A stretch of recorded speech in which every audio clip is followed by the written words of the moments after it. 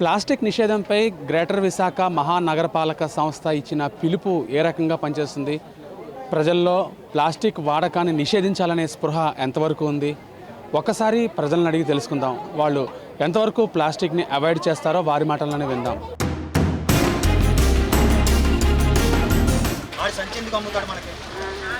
మనం మారాలి. ముందు మనం మారితే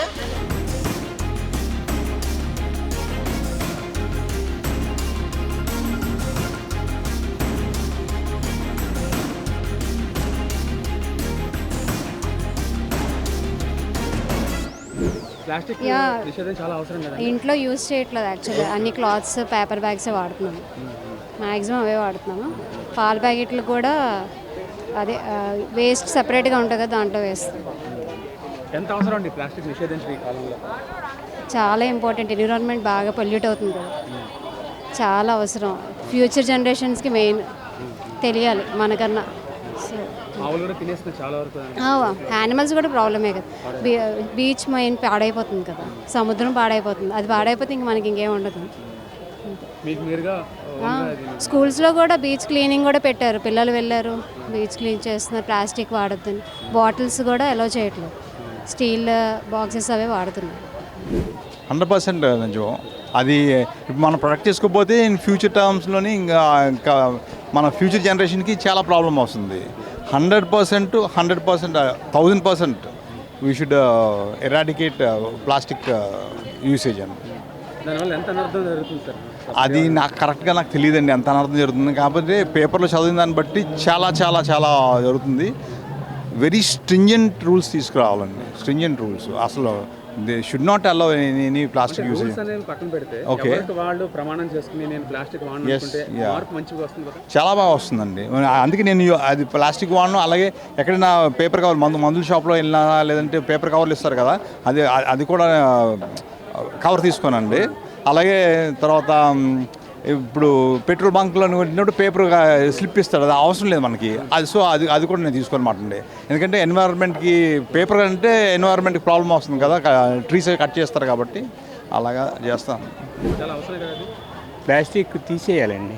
తీసేస్తే అసలు కంపెనీని మూసేస్తే రావు కదా.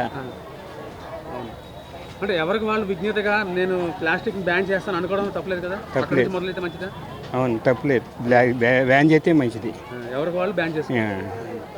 అసలు సప్లై ఆ కంపెనీని మూపిస్తే రావు కదా. నిజమే. ఫస్ట్ మన నుంచి మొదలవ్వాలి. మన నుంచి అక్కడి నుంచి మార్కెట్లో వస్తే ఏదో ఒకటి అవసరానికి వస్తాం కదా బాబు. సార్ ఇప్పుడు మనం ఇంటి నుంచి సంచి తీసుకెళ్ళాం అనుకోండి, ఇంటి నుంచి సంచి తీసుకెళ్తే ఎవరు కాదంటారు కదా.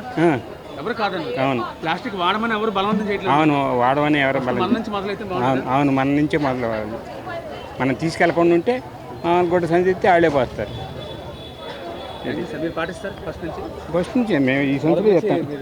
మొదటి ఈ సంచులే చేస్తాం. బజార్కి వచ్చిన ఎంత అవసరం భవిష్యత్ తరానికి? చాలా అవసరం ఉంది. ఎందుకంటే ఇప్పుడు దానివల్ల ఎక్కడికక్కడ చెత్త చెదారం అది పెరిగిపోతుంది కదా. సో ఈ ప్యాకెట్స్ అవన్నీ గట్రా రోడ్ల మీద గట్రా పాడేస్తూ ఉంటారు. సో దానివల్ల ఏంటంటే అక్కడ చెత్త అది కూరుకుపోయి సో తీయడానికి జీవీఎంసీ వాళ్ళు కూడా చాలా ఇబ్బంది అవుతుంది. సో దానివల్ల చాలా నిరోధక శక్తులు అవి ఎక్కువ అవుతాయి అన్నమాట. అనేక రకాల ప్రాబ్లమ్స్ కూడా అవునవును, పశువులు తినేస్తున్నాయి. అవునవును, కిడ్స్కి కూడా చాలా ఇబ్బంది కలుగుతుంది దానివల్ల.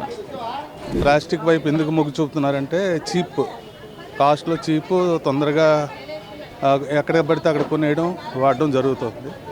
దీన్ని అరికట్టాలంటే గవర్నమెంట్ కూడా నాన్ ప్లాస్టిక్ కవర్ల తాలూకా కాస్ట్ తగ్గేలాగా వాళ్ళు ప్రోత్సాహకాలు ఇవ్వాలి. మళ్ళీ ఆ రోజులు మళ్ళీ తీసుకురావాలి. దానికి కావాల్సిన సహకారం ప్రభుత్వం ఈ ఉత్పత్తిదారులకు అందించాలి. Because it's in all respect not good for health, not good for humanity, not for any livelihood. Everybody should carry, like me, cloth bag. It's good for, it will increase the textile industry also. This compulsory 100% compulsory. Thank you. తగ్గించుకోవడం అనేది చాలా మంచిది. ఎందుకు అంటే ఇప్పుడు పక్షులకు కానీ ఆవులు చాలా సఫర్ అవుతున్నాయి.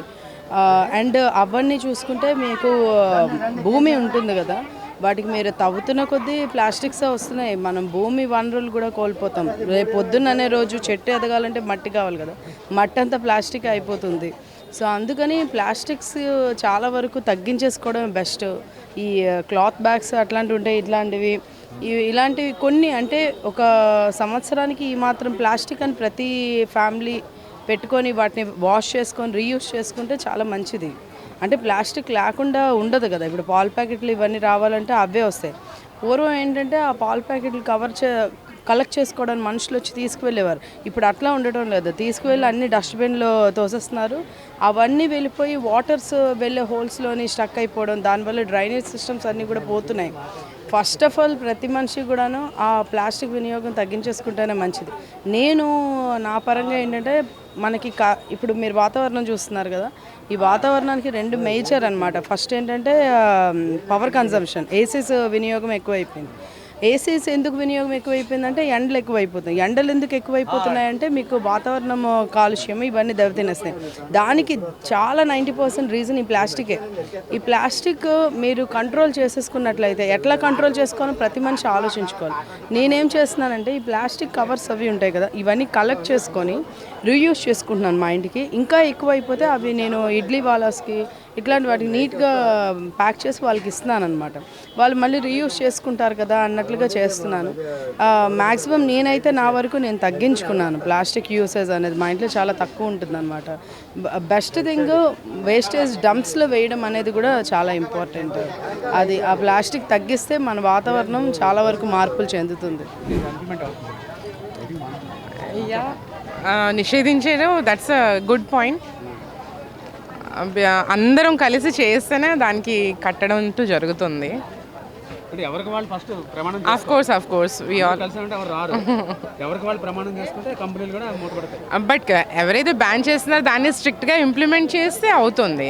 బట్ వస్తున్నారు, ఒక వీక్ చూస్తున్నారు, స్టాప్ చేస్తున్నారు, మళ్ళీ నెక్స్ట్ వీక్ ఏమొచ్చి they are routine with their works. So అది అలాగంటూ జరిగితే స్టాప్ చేయడం కష్టం. అంటే ఇంప్లిమెంటేషన్ అథారిటీ ఉన్నా లేకపోయినా ఇది భవిష్యత్తులో మంచిది కాదని ఒక ఆలోచన స్పృహ ఉందనుకోండి, అది చాలా మంచిది కదా. ఎవ్వరు మనల్ని మానిటర్ చేయగలదు. Of course I agree with that. అక్కడి నుంచి మొదలు అంటే ఎవ్రీ ఇండివిజువల్ వాడపోతే నేరం అని ఎవరు? No yes. మంచి నిర్ణయం అండి, చెయ్యాలి. పబ్లిక్లో కూడా అవేర్నెస్ రావాలి.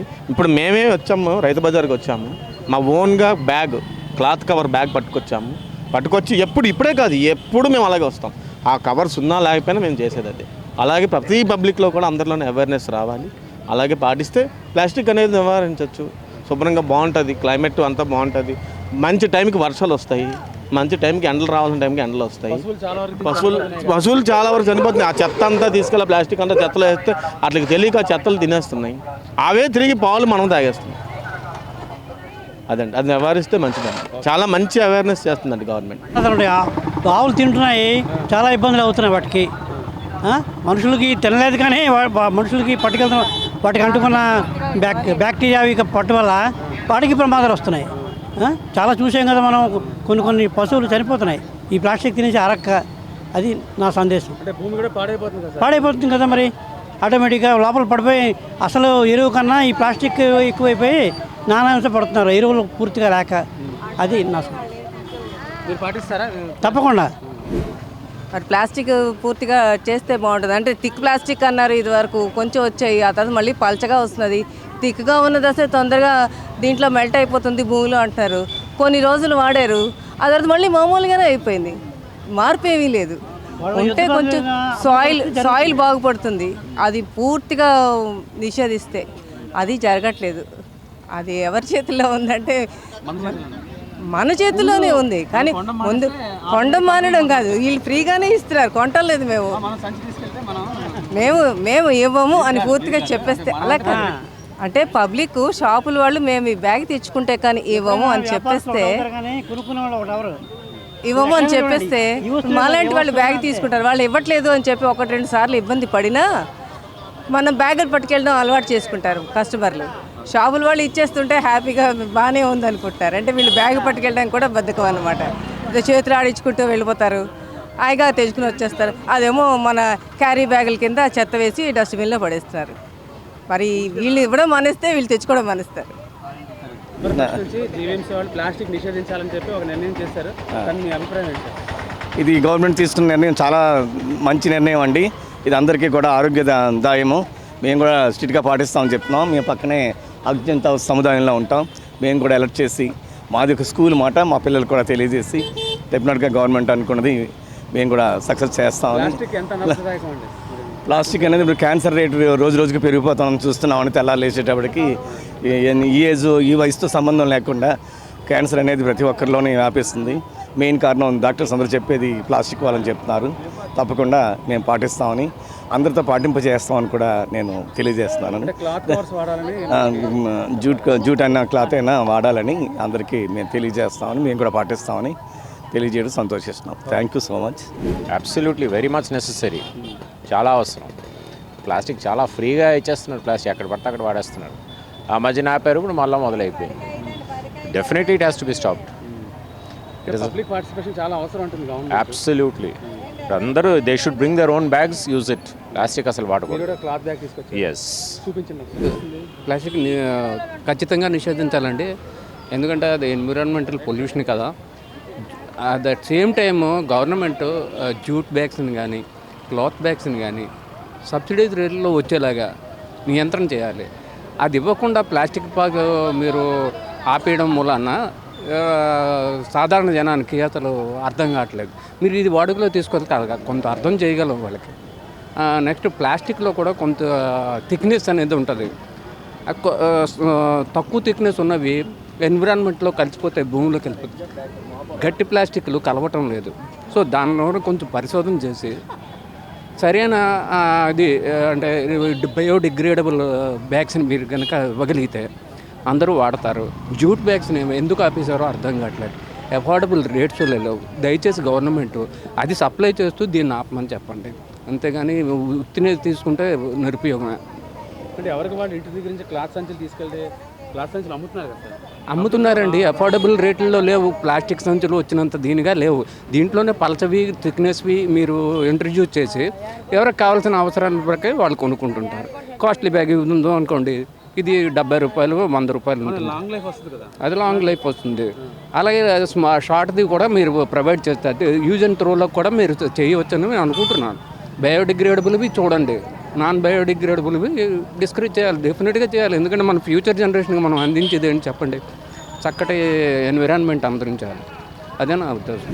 ఎందుకు ప్లాస్టిక్ ఎందుకు నిషేధించాలనుకుంటుంది గవర్నమెంట్? ఇది పర్యావరణానికి చాలా ఇబ్బంది కలిగిస్తుంది ప్లాస్టిక్ అనేది. ఈ మట్టిలో అంత త్వరగా డిజాల్వ్ అవ్వమనంట. సో పేపర్ అంటే ఏం యూజ్ చేస్తే బెటర్ అండి. క్లాత్ కానీ పేపర్ కానీ పాటిస్తానండి. అంటే కొనడానికైనా అవైలబుల్గా ఉండాలి కదా. మాకు అవైలబుల్ లేక ప్లాస్టిక్ దొరుకుతుంది కాబట్టి ప్లాస్టిక్ చేతితో పట్టుకెళ్ళలేం కదా. సో మనం పాటించగలం, అది అమల్లో అవుతుందా? పబ్లిక్ పార్టిసిపేషన్ చాలా అవసరం అంటున్నారు. ప్లాస్టిక్ నిషేధం అనేది కంపల్సరీ అండి. ఎందుకంటే భూమి పాడైపోతుంది, ముఖ్యంగా భూమి పాడైపోతుందండి. రెండోది ఏంటంటే ప్రకృతి పూర్తిగా దాన్ని కాల్చడం వల్ల కూడా ప్రకృతిలో బాగా పొల్యూట్ అయిపోతుందండి. దానివల్ల అది యాక్చువల్గా ఏంటంటే కంపెనీలే బ్యాన్ చేస్తే కొంతమేరకు ప్రొటెక్షన్ తగ్గిస్తే బాగుంటుందని నా ఉద్దేశం. అంటే మనం బ్యాన్ పెట్టుకోవాలనుకుంది, స్వీయ నియంత్రణ పెట్టుకుంటే ఆటోమేటిక్ కంపెనీలు లాస్లు వస్తాయి, మార్చేస్తారు కదా. అది ఎంతవరకు కరెక్ట్ అండి? సిగరెట్లు తాగడం హానికరం అంటున్నారు. సిగరెట్లు మ్యానుఫ్యాక్చరింగ్ చేస్తున్నారు, అమ్ముతున్నారు. మరి హానికరం అని అందరికీ తెలుసు, కానీ తాగడం మానలేం కదా. అది